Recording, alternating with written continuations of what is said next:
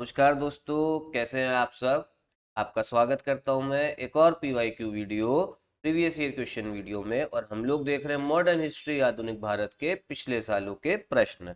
इससे पहले हम लोग 150 क्वेश्चन कर चुके हैं मॉडर्न हिस्ट्री के। तो अगर आपने वो नहीं देखे वीडियोस तो एक बार वो भी देख लीजिएगा। और इस वीडियो से हम स्टार्ट करेंगे 151st क्वेश्चन। ठीक है, चलिए स्टार्ट करते हैं। Swaraj is my birthright and I will have it. This statement is related to whom? Swaraj मेरा जन्म सिद्ध अधिकार है, मैं इसे पा कर रहूंगा। ये कथन किससे संबंधित है? ठीक है, स्वराज का अच्छा मतलब क्या होता है? स्वतंत्रता होता है। ठीक है, ऑप्शंस क्या क्या? लाला लाजपत राय, महात्मा गांधी, बाल गंगाधर तिलक या सुभाष चंद्र बोस। देखिए, स्वराज इसमें बर्थ राइट ये बोला है आपके बाल गंगाधर तिलक ने। किसने बोला है? बाल गंगाधर तिलक ने। ठीक है, ध्यान रखिएगा। और इनको बाल गंगाधर तिलक के रिलेटेड एक दो फैक्ट और जान लेते हैं। इनको फादर ऑफ इंडियन अनरेस्ट भी बोला जाता है। ठीक है, क्या? फादर ऑफ इंडियन अनरेस्ट बोला जाता है। ठीक है, साथ में इन्होंने होम रूल लीग जो थी, होम रूल लीग, ठीक है, ये भी इन्होंने बनाई थी। कब बनाई थी? 1916 में बनाई थी। तो ये संस्थापक थे, मतलब इन्होंने ही फाउंड करी थी क्या? Home rule league. और किसके साथ में बनाई थी? बनाई थी एनी बेसेंट के साथ में। ठीक है, तो ये फैक्ट इनके बाल गंगाधर तिलक के बारे में ध्यान रखिएगा, इंपॉर्टेंट है का। अगला क्वेश्चन देखते हैं क्या है। The resolution of separate Pakistan demanded by Muslim league was passed in. Muslim league द्वारा अलग पाकिस्तान की मांग का प्रस्ताव पारित किया गया। बोला जा रहा है कब पारित किया गया। ठीक है, अब मुस्लिम लीग जो है, पाकिस्तान का जो आइडिया वो पहले आ गया था, लेकिन अब हमें अलग देश चाहिए ही चाहिए। ये अड़ कब गई और ये प्रस्ताव कब ले आई? तो इसमें पूछा जा रहा है कौन से साल में लाई है। देखिए, ऑप्शन है जिसका करेक्ट आंसर है वो है आपका 1940 में। ठीक है, कब इन्होंने जो अलग सेपरेट पाकिस्तान की डिमांड कब रखी थी? वो रखी थी आपकी 1940 में। और कहाँ पे इनका सेशन हो रहा था ऑल इंडिया मुस्लिम लीग का? वो हो रहा था आपके लाहौर में। ठीक है, तो ये भी ध्यान रखिए, कहाँ पे? लाहौर में। अगला क्वेश्चन देखते हैं क्या है। Ramsay MacDonald's communal award of August 1932 created first time a separate electorate for. Ramsay MacDonald के 1932 के सांप्रदायिक अधिनिर्णय ने पहली बार किसके लिए एक अलग निर्वाचन मंडल बनाया? अब पहले तो क्वेश्चन का मतलब समझते देखिए, जो रैमसी मैकडॉनल्ड थे ये आपके थे ब्रिटेन के प्रधानमंत्री, प्राइम मिनिस्टर 1932 के समय में। ठीक है, अब जब सेकेंड राउंड टेबल कॉन्फ्रेंस हुई थी, सेकेंड गोलमेज सम्मेलन हुई थी लंदन में, जिसमें महात्मा गांधी भी गए थे और कांग्रेस ने भी पार्टिसिपेट करा था, उसका कोई हल नहीं निकला था। उसके बाद में ये रैम्स मैकडॉनल्ड लेके आए कम्युनल अवार्ड, सांप्रदायिक अधिनिर्णय। ठीक, अब ये कम्युनल अवार्ड में करा क्या गया? सेपरेट इलेक्टोरेट बना दिया गया। सेपरेट इलेक्टोरेट का मतलब ये होता है अलग निर्वाचन मंडल, मतलब कि मुस्लिम आदमी से मुस्लिम के लिए वोट दे सकता है, क्रिश्चियन आदमी क्रिश्चियन के लिए वोट देगा। तो ये सिस्टम था। इससे क्या होता है, जितने भी संप्रदाय हैं उनमें आपस में दूरियां और बढ़ती रहती हैं। ठीक है, अब बोला जा रहा है 1932 में पहली बार किसके लिए आपका सेपरेट इलेक्टोरेट आया, अलग निर्वाचन मंडल आया। मुस्लिम्स के लिए तो पहले से था इस देश में। ठीक है, पहले से ही चल रहा था, अंग्रेज पहले ही ले आए थे, क्योंकि हिंदू मुस्लिम को बांटना था, डिवाइड एंड रूल पॉलिसी करनी थी। और तो फिर 1932 में पहली बार किसके लिए आया? वो आया था आपके डिप्रेस्ड क्लासेस के। ठीक है, शोषित वर्ग था उनके लिए। और इसीलिए महात्मा गांधी ने इसका विरोध करा था। इसका, ये जो डिप्रेस क्लासेस के लिए सेपरेट इलेक्टोरेट आ रहा था, महात्मा गांधी ने इसका विरोध करा था। बोला था कि इससे क्या होगा, डिप्रेस्ड क्लासेस भी जो मेन आपका वर्ग है उससे दूर होता जाएगा। और बी आर अम्बेडकर इसके समर्थक थे। ठीक है, किसके? कम्युनल अवार्ड के। तो ये ध्यान रखिएगा, काफी इंपॉर्टेंट क्वेश्चन। अगला क्वेश्चन देखते हैं क्या है। Government of India act 1935 abolished one of the following. Bharat सरकार अधिनियम 1935 ने निम्नलिखित में से किस एक को समाप्त कर दिया? ऑप्शन है प्रोविंशियल ऑटोनॉमी, प्रांतीय स्वायत्ता, प्रोविंशियल डायरकी, प्रांतीय द्वैत शासन, federal structure of India, Bharat की संघीय संरचना, या रिस्पॉन्सिबल सेंट्रल गवर्नमेंट, उत्तरदायी केंद्र सरकार।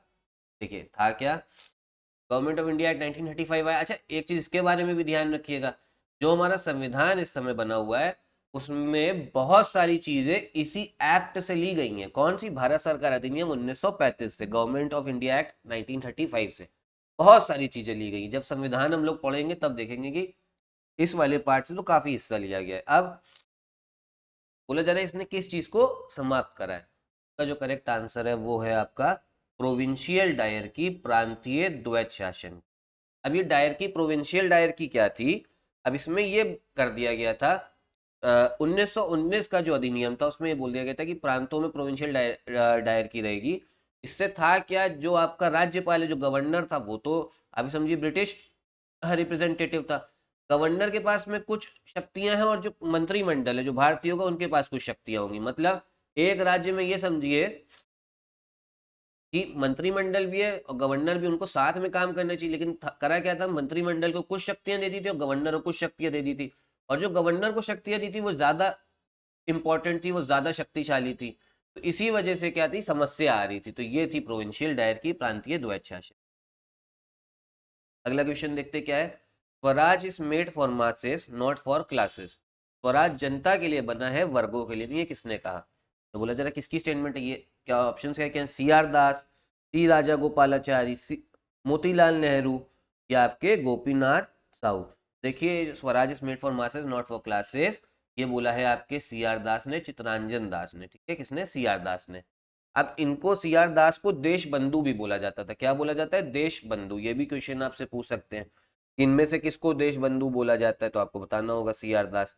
और साथ में इन्होंने मोतीलाल नेहरू के साथ मिलके, मोतीलाल नेहरू कौन थे? जवाहरलाल नेहरू के पिताजी थे। इनके साथ मिलके स्वराज पार्टी भी फाउंड करी थी। क्या फाउंड करी थी? स्वराज पार्टी। कब? 1923 में, जब असहयोग आंदोलन को गांधी जी ने वापस ले लिया। तो ध्यान रखिएगा, इंपॉर्टेंट है। अच्छा, जो मैं आप लोगों को क्वेश्चन के साथ साथ में बताता चल रहा हूँ, ये सब चीजें सुनते रहिए, क्योंकि आपके आगे क्वेश्चंस में काम आएगी और ये रिलेटेड इंफॉर्मेशन हो, काफी जरूरी है। अगला क्वेश्चन देखते हैं क्या है।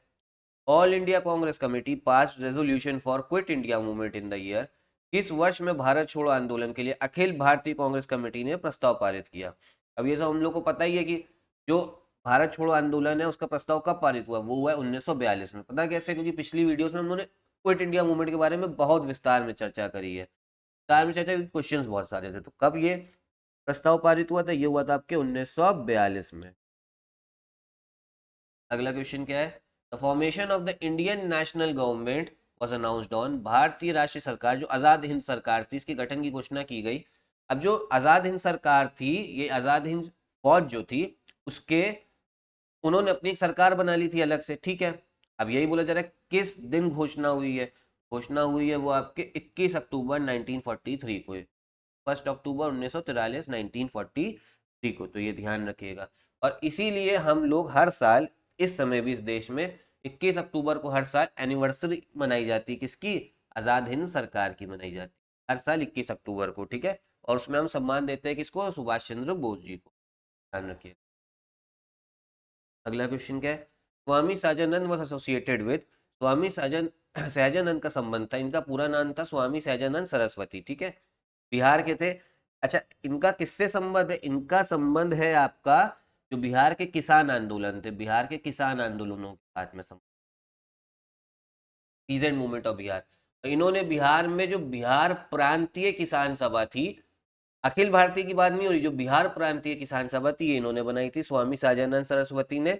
इसलिए बनाई थी क्योंकि जो जमींदार थे वो काफी ज्यादा हक जो था, अधिकार जो थे, वो किसानों के मार लेते थे। तो इसलिए उनको किसानों के भले के लिए ये बनाई गई थी कि जमींदार जो है ज्यादा हनन न करे अधिकारों का। किसके? किसानों के। अगला क्वेश्चन देखते हैं। वर्ष 1946 में किसने कहा था, हम बहुत बड़ी भूल करेंगे यदि हम बिहार की जनता या उनके मंत्रिमंडल को लगे कि नेताओं के हिंसक या असभ्य आक्रमणों के आगे आकर आरक्षित छोड़ देंगे। ठीक है, तो ये बोला जा रहा है किसने बोला है?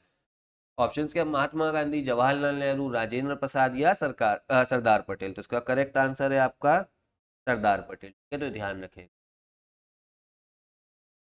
अगला क्वेश्चन क्या है, ये थोड़ा रशियन रेवोल्यूशन के साथ में जुड़ा हुआ है। Name of two important political parties which contributed in Russian revolution of 1917। 1917 की रूसी क्रांति में योगदान देने वाले दो महत्वपूर्ण राजनीतिक दलों के नाम। ठीक है, मतलब किस किस ने योगदान दिया था उसमें? तो जो मेन जिन्होंने योगदान दिया है वो है आपकी डेमोक्रेटिक एंड रिपब्लिकन पार्टी। कौन सी? डेमोक्रेटिक और रिपब्लिकन पार्टी। तो ये ध्यान रखिएगा, ये इंपॉर्टेंट। तो ये थे आपके क्वेश्चंस इस वीडियो के। वीडियो में अगर आपको कोई डाउट हो तो आप कमेंट बॉक्स में पूछ सकते हैं। वीडियो पसंद आए तो लाइक करिएगा, चैनल को सब्सक्राइब करिएगा। यहीं पे वीडियो भी खत्म करेंगे। नमस्कार।